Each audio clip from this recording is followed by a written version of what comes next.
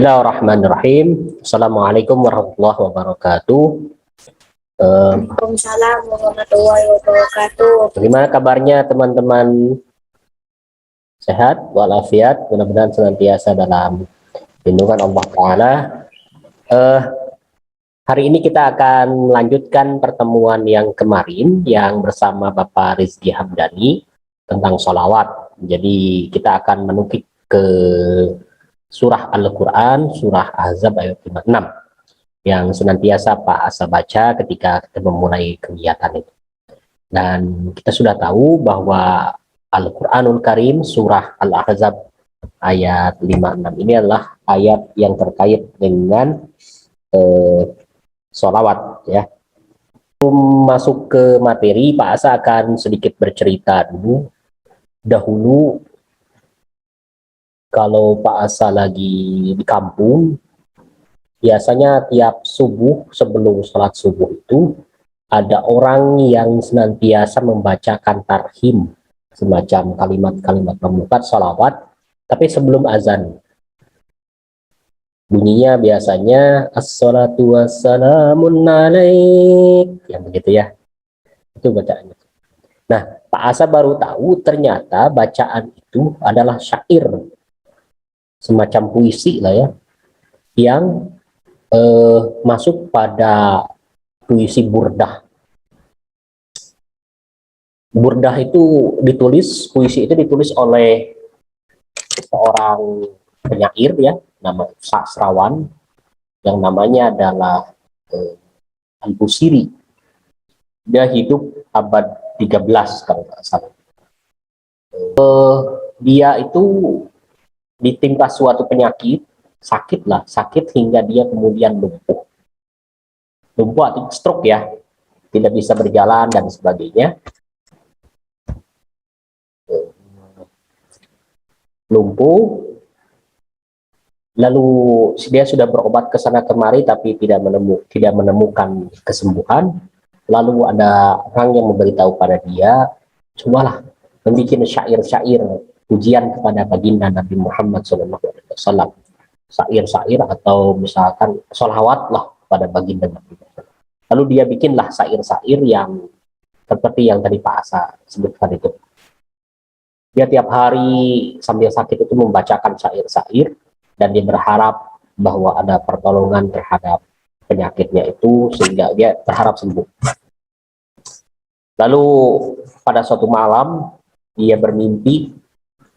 Dalam mimpinya itu dia didatangi oleh seseorang yang berwajah putih, wajah bercahaya, bukan putih tapi bercahaya. Dia menghampiri Al-Busiri dan dia berkata, inikah orang yang senantiasa membacakan syair-syair kepadaku, syair-syair pujian kepadaku?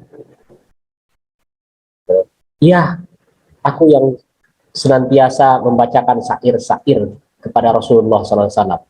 Kamu siapa? Kata Busiri itu, bertanya kepada orang yang mendatangi. Lalu orang yang mendatangi itu dia berkata, menjawab, akulah yang senantiasa aku sebut-sebut namanya di dalam syair-syairmu. Akulah Muhammad Rasulullah. Dan Al-Busiri itu gembira karena kedatangan Rasulullah SAW. Bukankah kamu itu sedang sakit? Kata Rasulullah SAW bertanya kepada Busiri. Lalu saya, ya betul Rasulullah, aku sedang sakit. Aku berikan burdah ini, katanya. Dia berikan burdah itu kain, selimut lah ya. Aku tutupkan selimut ini kepadamu. Setelah itu kau bangunlah. Jadi dalam keadaan tertidur begitu, dipakaikan burdah, tutupin burdah kain begitu, lalu disuruh bangun. Lalu bangunlah. Al-Busiri itu bangun, dan ternyata ketika bangun dia bisa berdiri, bisa bergerak dan sebagainya. Lalu Rasulullah SAW itu pergi meninggalkan Al-Busiri. Al-Busiri kemudian terbangunlah dari mimpi.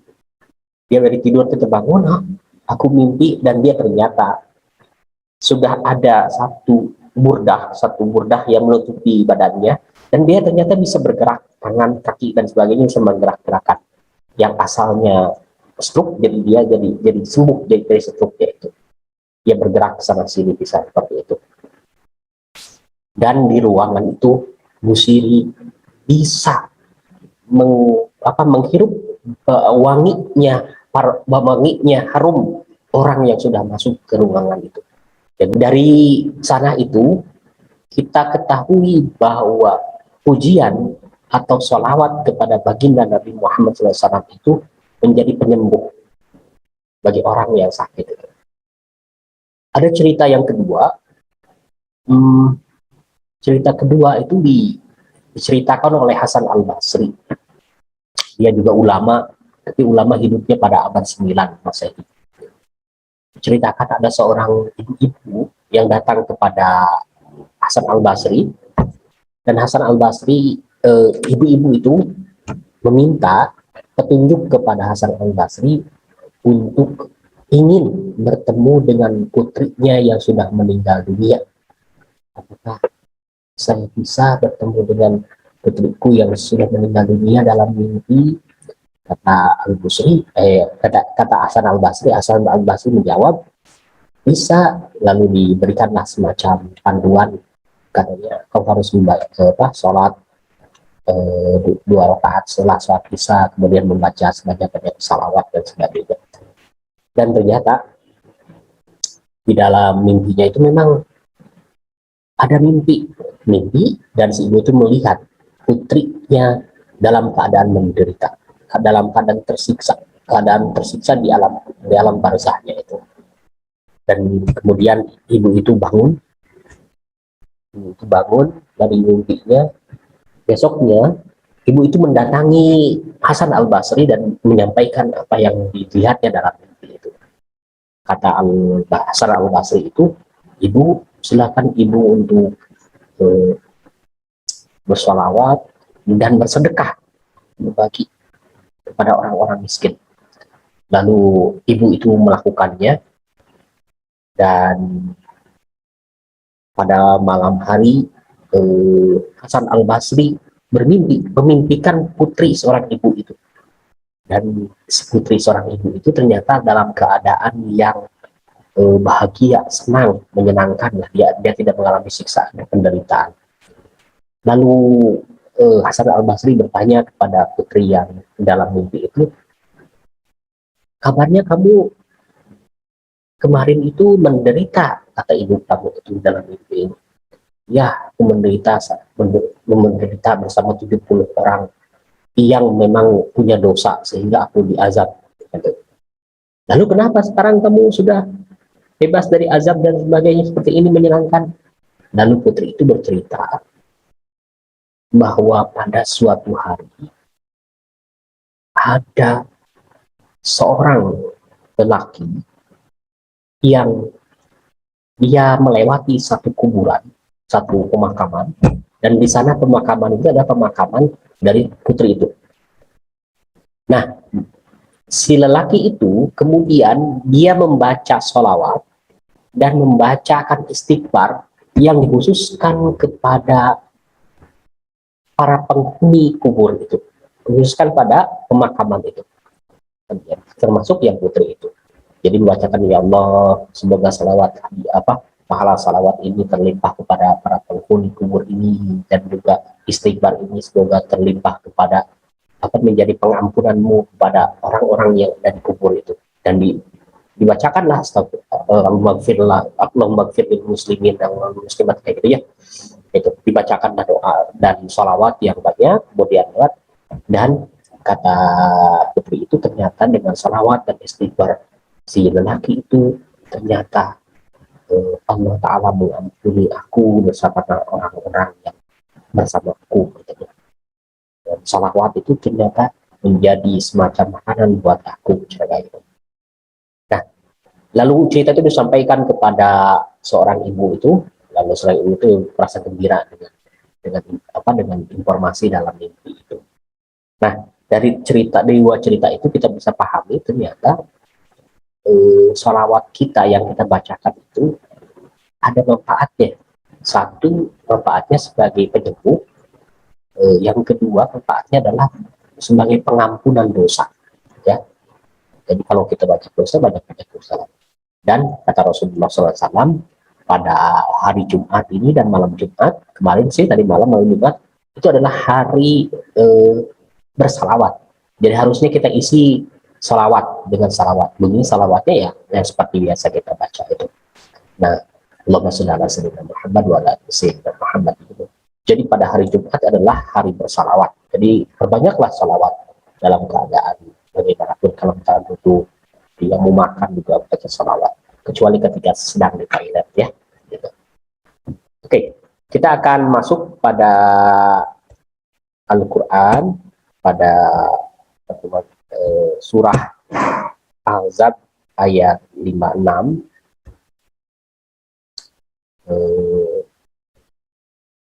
Ya, bahasakan. Nah, ini ya. Ini kita sudah bergabung.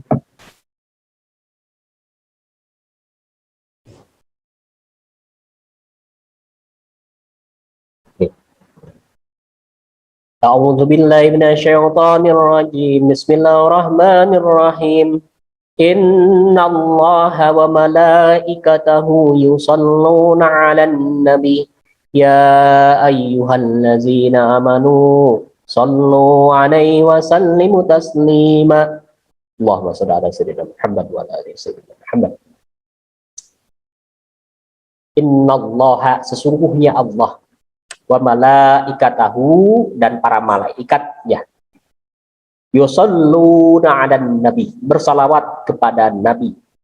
Ya ayyuhalladzina amanu, wahai orang-orang beriman, sallu, bersalawatlah, alaihi, kepadanya, wasallimu taslima, dan ucapkanlah salam dengan penuh penghormatan kepadanya. Yang di sini adalah baginda Nabi Muhammad SAW. Nah, di ayat ini kita ketahui bahwa Allah dan para malaikatnya bersolawat kepada Nabi. Nabi siapa? Nabi Muhammad SAW. Luar biasa ya. Allah, kan kita biasanya memohon doa kepada Allah, ya.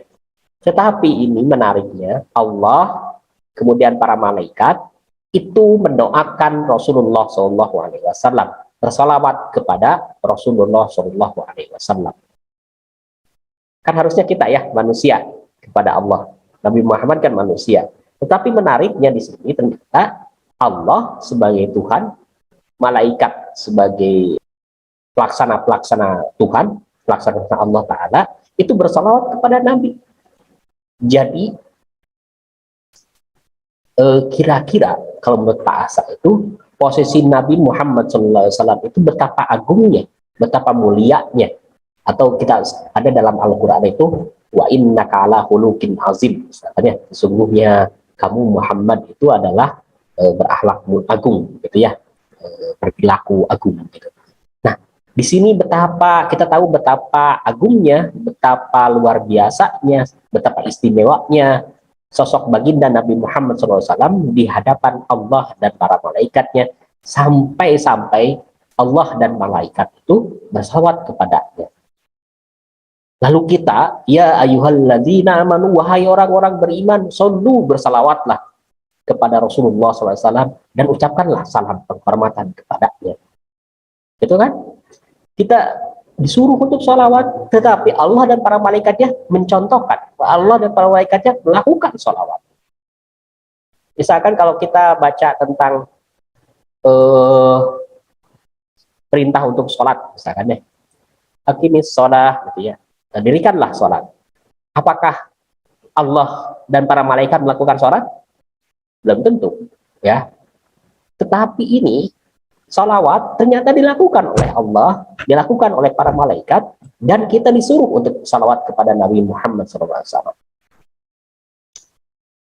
Ada mufasir itu artinya orang yang ahli dalam menjelaskan Al-Quran, menerangkan salawat Allah kepada Nabi itu bentuk pengagungan al-azim, bentuk pengagungan. Jadi untuk menunjukkan bahwa sosok baginda Nabi Muhammad SAW itu adalah manusia yang khuluqin azim, yang agung, yang tidak ada bandingannya dengan manusia lainnya.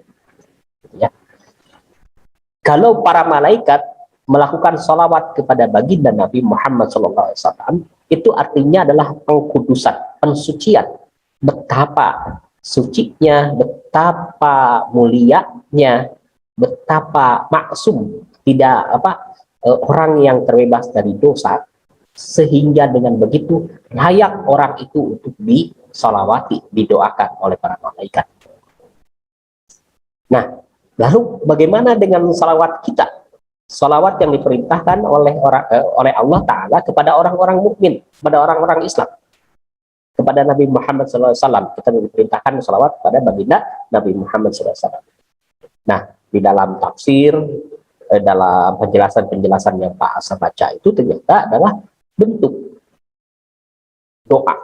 Kita mendoakan Rasulullah SAW, kemudian juga bentuk bagaimana kita bentuk sebagai penghormatan kepada baginda Nabi Muhammad SAW, dan dari sana kita berharap syafaat, pertolongan dari baginda Nabi Muhammad SAW. Salawat itu adalah ibadah yang dilakukan oleh Allah, dilakukan oleh para malaikat, dan disuruh kepada orang-orang untuk dibacakan. Orang-orang beriman disuruh oleh Allah Ta'ala agar membaca salawat kepada baginda Nabi Muhammad SAW. Oke, selanjutnya surah Al-Ahzab ayat 43. A'udzubillahi minasyaitonirrajim. Bismillahirrahmanirrahim.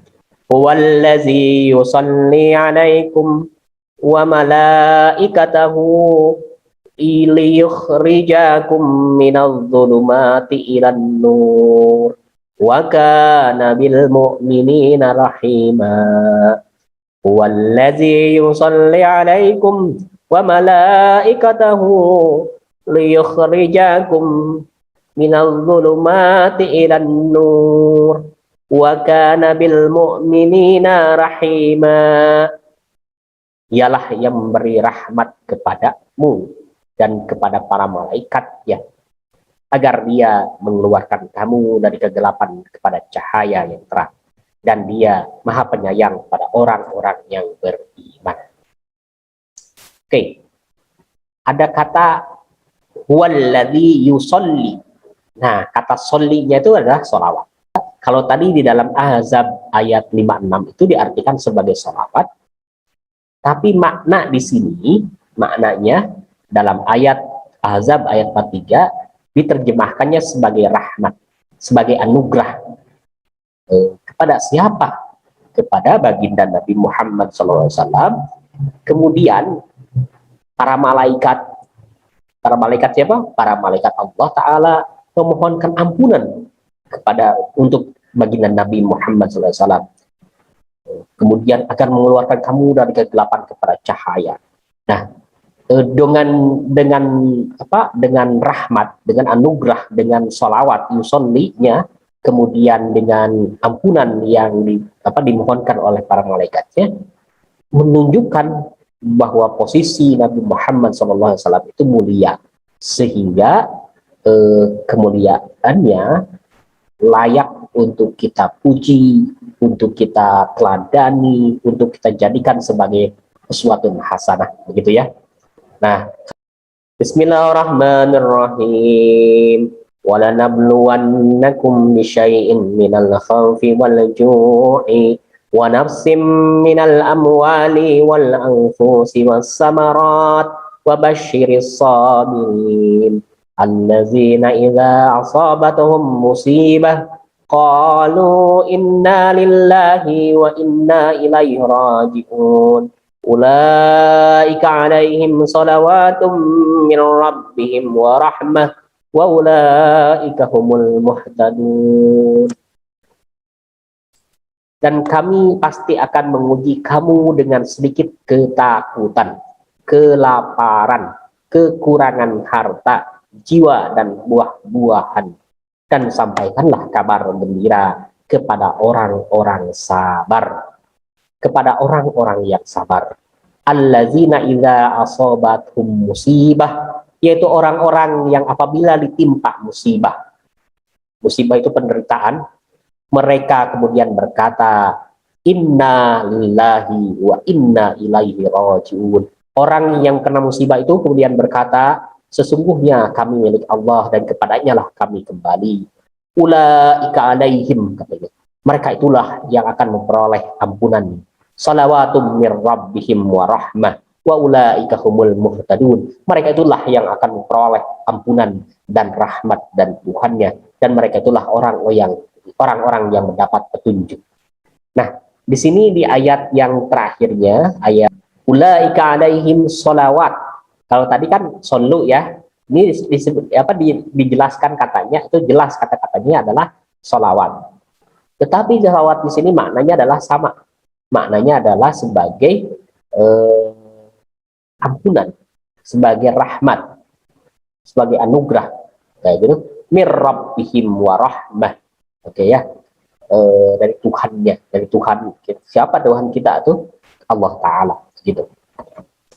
Nah, dari sini kita ketahui ternyata sholawat itu sebagai ampunan, sebagai rahmat juga, gitu ya. Dan kalau yang tadi yang di ayat, kalau tadi di ayat Al-Ahzab ayat 56, sholawat sebagai bagian dari doa, pengagungan, pensucian, untuk permohonan, penghormatan kita kepada Rasulullah SAW. Kemudian di ayat yang Al-Ahzab ayat 43 itu tadi kita dan diketahui bahwa solu itu maknanya adalah sebagai anugerah. Kemudian di ayat yang Al-Baqarah ayat 157 58 ini makna sholawat itu adalah sebagai ampunan, gitu ya. Nah, itu tentu saja terkait dengan tadi apa yang Pak saya ceritakan pada cerita yang kedua itu ya. Solu, kata solu adalah fi'il amr, kata perintah, yang artinya adalah bersolawatlah atau bacalah solawat, gitu ya. Solu itu, kata solu itu seakar dengan kata sholat, ya, sholat dekat, gitu ya, dengan solu, begitu, solawat, gitu. Yang dari bahasa bermakna doa. Salawat bentuknya jamak, jamak itu artinya banyak, sehingga bisa dimaknai doa yang banyak. Atau juga bisa dimaknai bahwa yang membacakan doa kepada Rasulullah SAW itu seperti yang tercantum dalam Al-Ahzab ayat 56 itu kan gitu. Allah, malaikat, kemudian orang-orang beriman. Bukan tiga sih, orang-orang beriman itu kan banyak orang-orang. Nah, artinya salawat itu adalah kata-kata doa yang dibacakannya banyak. Jadi kita harus, mungkin kalau banyak artinya lebih dari 3. Makanya kita kalau baca sholawat kan harus 3 kali ya, lebih dari 3. Kalau misalkan terus-terusan ya nggak apa-apa, cuman kita jeda dulu lah, misalkan dalam belajar ya. Nah, ada yang mengartikan kata sholawat itu adalah segala yang terkait dengan kebaikan atau perbuatan bajik. Kebaikan itu ya kita tahulah, tersenyum, berbagi makanan. Bajik itu adalah perbuatan yang dalam arti perilaku, tapi yang perilaku yang positif, yang baik, gitu ya. Oke, kita masuk kepada hadis baginda Nabi Muhammad SAW. Ini hadisnya dari riwayat Bukhari dan Muslim, dari Ka'ab bin Ujrah radhiyallahu anhu, bahwa para sahabat bertanya kepada Rasulullah SAW, wahai Rasulullah, kami telah memahami tata cara memberi salam kepada mereka. Lalu bagaimana cara memberi salawat kepada Anda? Ini terkait dengan Al-Ahzab ayat 56 itu ya, bahwa orang-orang beriman harus bersalawat kepada Rasulullah SAW.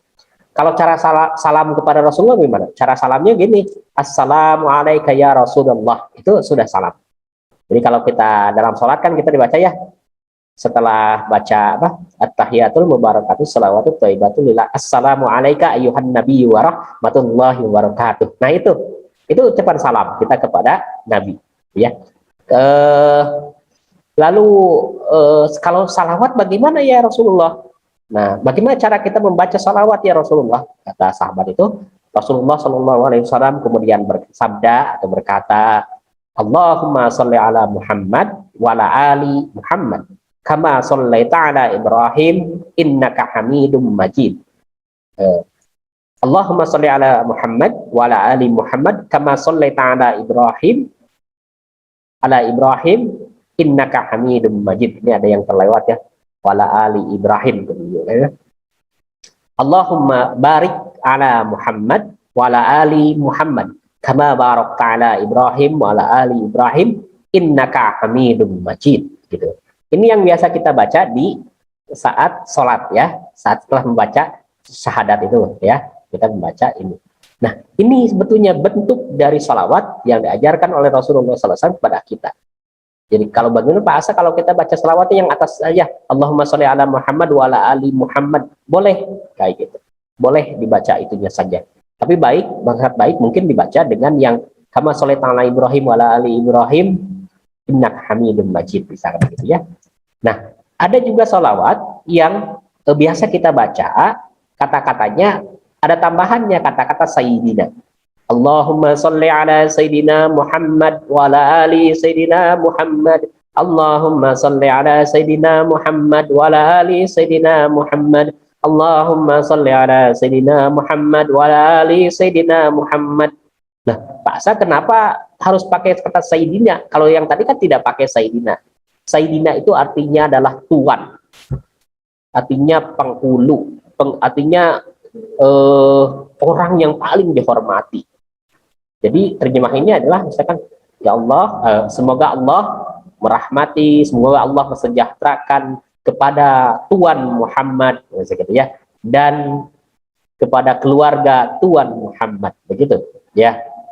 Jadi apakah sesuatu yang tidak dibolehkan menambahkan dengan kata saya ini boleh, gitu ya. Tetapi untuk ada ulama yang mengatakan kalau dalam sholat yang harus dipakai yang tadi itu, Allahumma sholli ala Muhammad wa ala ali Muhammad kama shallaita ala Ibrahim wa ala ali Ibrahim innaka Hamidum Majid. Yang dibacakan itu. Tapi di luar ini kita bisa baca Allahumma sholli ala Sayyidina Muhammad wa ala ali Sayyidina Muhammad, gitu ya.